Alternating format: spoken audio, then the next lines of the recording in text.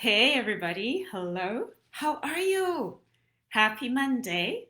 And today's a special Monday because it is Africa Day.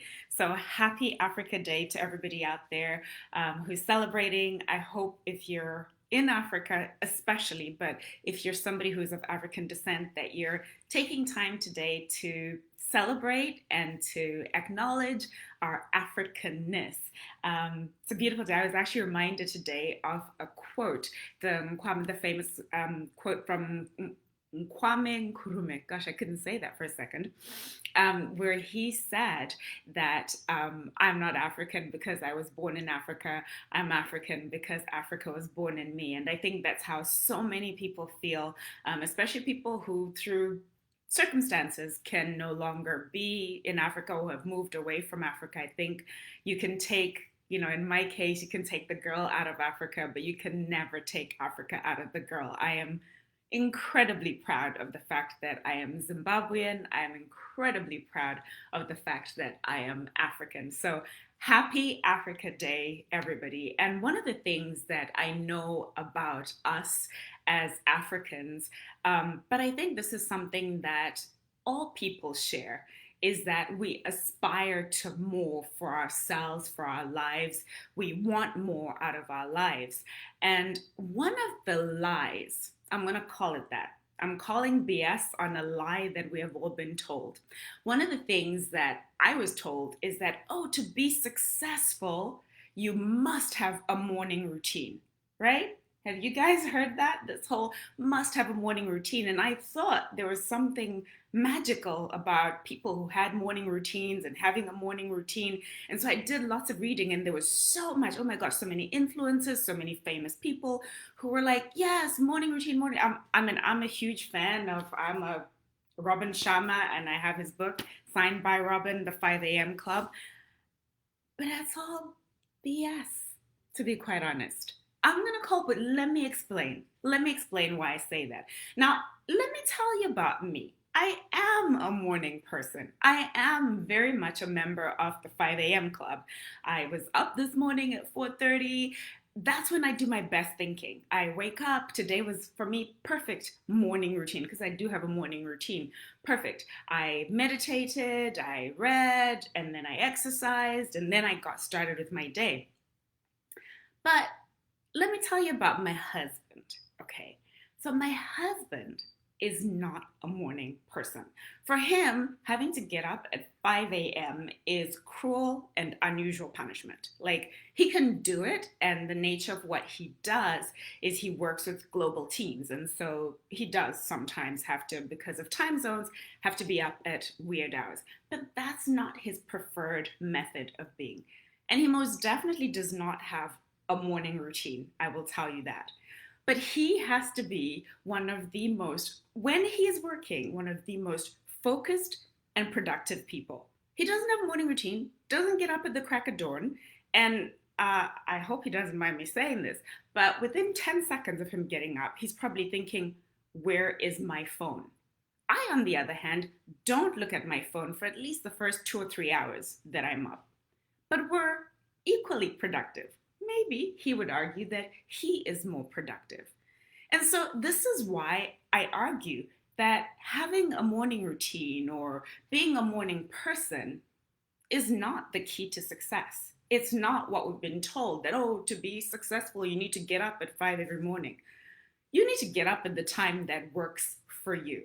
And we all have different biological clocks as well. There's some people where they're just sharpest. I'm one of those. I am sharpest. My ideas come first thing in the morning. My husband, on the other hand, at 8 p.m., that's when you see his brain fire. He's like, I have this great idea. I have this great idea. That's just how he operates.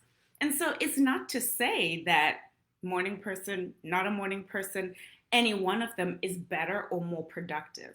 The secret to actually achieving success, the secret to achieving your goals is relatively simple. It's difficult to do, but it is relatively simple. It's 3 steps. 3 things that you need to do are the secret to your success. Doesn't matter what time you get up in the morning. Number 1, having a plan.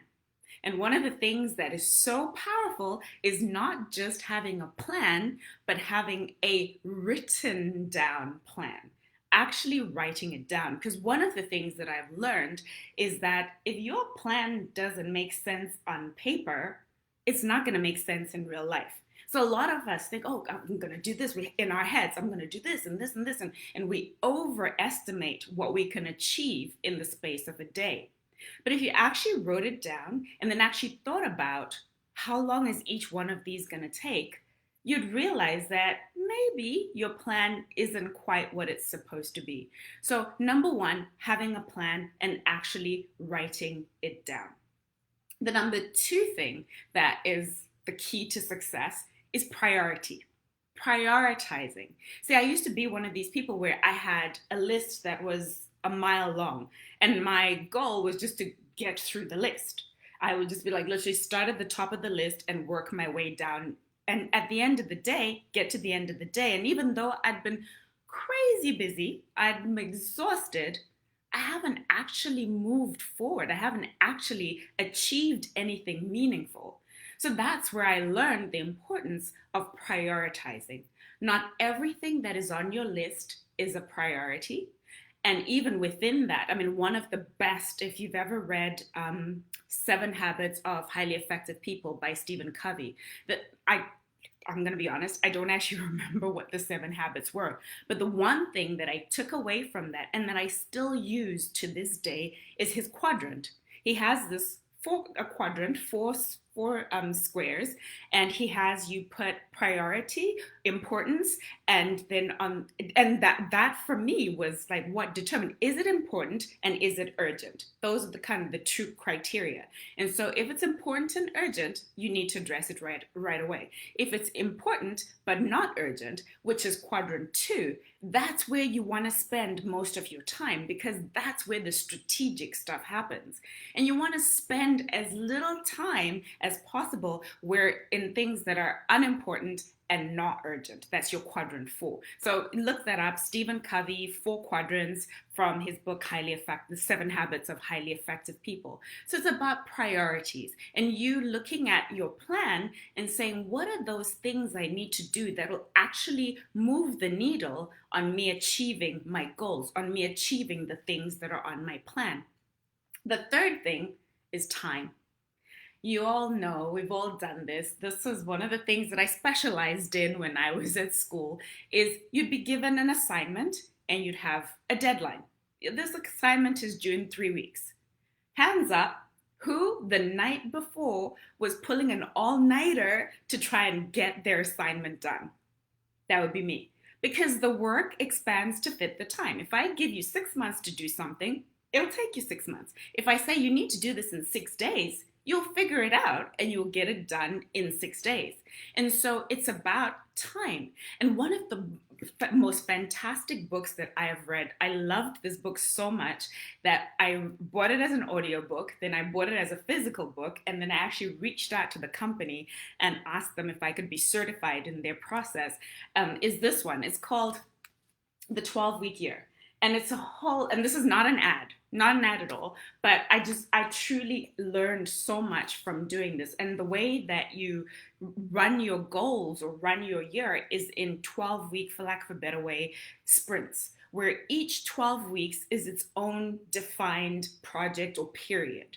Whereas, normally we think about a year, and then what they talk about in the book is that for most people, you have a year and you think, oh yeah, this is what I'm going to achieve in a year. And guaranteed, come October, you're now scrambling to start getting going on whatever it is that you set out to do at the beginning of the year. Because that is human nature. We procrastinate, and like I said, the work expands to fill the time. So those are the 3 things that I'd say are the most important things that you need to do. Is number 1, have a plan.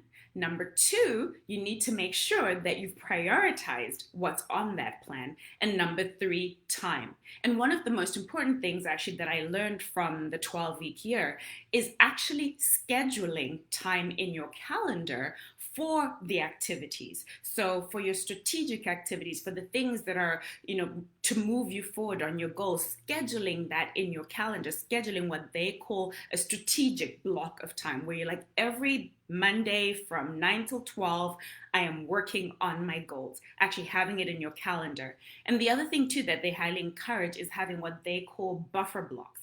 Now, this is a block of time that you set aside to do those annoying little things, reply to emails, respond to voice messages, all of those kinds of things. But one of the things that they emphasize is what doesn't get scheduled doesn't get done. So if it's important to you, you need to start putting it in your schedule. So to recap, 3 most important things that you need to do to achieve your goals, to achieve the results that you're looking for: have a plan, be very, very clear about what your priorities are, and be careful about how you use your time. And to the point that I made at the beginning, doesn't matter whether you get up at 5 a.m. or 12 p.m. or whatever time you get up, as long as you have your plan, you've prioritized, and you're making best use of time. So I hope that sets you up for success this week. Have a fantastic week and make it a productive week. And it's always a good week to make it a great week. And a happy, happy, happy Africa Day to all my friends all over the world who identify as African or of African descent. Have a wonderful, wonderful day. And thank you for joining me. See you same time, same place next week. Thank you. Oh, my sister-in-law said I must share that you have to have 3 categories: must do, should do, and could do. So there's another tip coming from the Chuma household to help you be more productive this week. Thank you, Lisa. Hi, Popo. Hi, Tinopiwa. How are you? Hey, everybody. Hi, Umbrella. How are you? I was thinking about you. Mwah, sending you a hug. Who else is up? Hey, everybody. Thank you so much for joining me. I'm always so honored that you take time out of your day to join me on these, and I hope you find them useful. And if there's anything that you want me to cover, if there's anything you want me to talk about, DM, leave a comment below. Thanks so much. And always, always, always, please check out the interview. This week we have a fantastic interview with an incredible woman. Her name is Rabina Walling, and she just... love her. She's beautiful outside and inside, and she talks all about her journey and her struggle with her body and with fitness, and what she did to find herself after she'd had her children. So join me for that over on the Ndini podcast, and I will see you same time, same place next week. Thanks, everybody. Thanks, everybody who is on